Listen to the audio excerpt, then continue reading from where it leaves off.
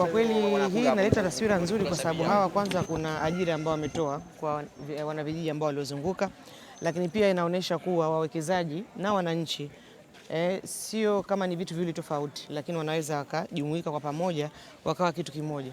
Wenzetu hususan kama wawekezaji walikuwa wanatoka kutoka nje, manake nao wanapata kujifunza mila zetu, desturi zetu.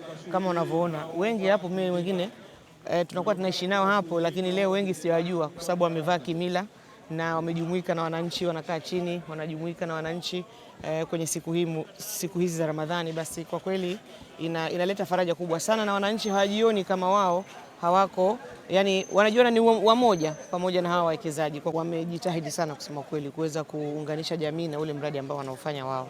Kwa hiyo humu ndani wameajiriwa watu wa garden, humu ndani wameajiriwa ma constructor, humu ndani kuna ajira nyingi kwa kweli wamezipata wananchi kupitia mradi huu. Kwa hiyo tukiweza kufanya hii, inaweza kuwa pia ni kama mfano na wawekezaji wengine kuweza kujumuika na wananchi waone huo muhimu, na kama serikali tumekuwa tukishajihisha sana kuhakikisha kuwa wananchi wanakuwa muungoni wanufaika wa mwanzo, hususan kwenye ile eneo ambalo linazunguka uwekezaji huo. Lakini pia kuweza kuwatoa hofu wananchi, kwa sababu baadhi ya wananchi huona kwamba uwekezaji kama ni kikwazo kwao, lakini kumbe uwekezaji unakuwa ni fursa, na ni moja kati ya jambo ambalo litawekwa vizuri linaendelea kuleta tija kwa wananchi kama hivi leo tunavyoona. Mimi nadhani iftari hii inakuwa kila mwaka katika maeneo haya.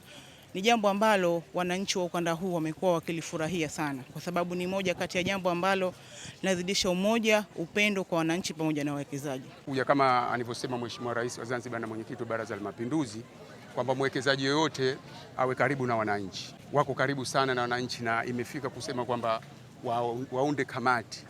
Kwa hivyo kamati hii tunashukuru, tunakwenda nao vizuri, na hili jambo wanaendeleza kulifanya, maana sio leo. Hili ni jambo endelevu la kufutarisha, lakini na sadaka nyingine wenzetu hawa wanatoa, lakini ni wepesi wa kusaidia jamii, wanasaidia jamii kikamilifu. Kwa hivyo kwa hili maana yake anayefanya vizuri basi umpongeze. Kwa hivyo kwa hili tunawapongeza sana wenzetu hawa wa CPS. Leo tunafikiri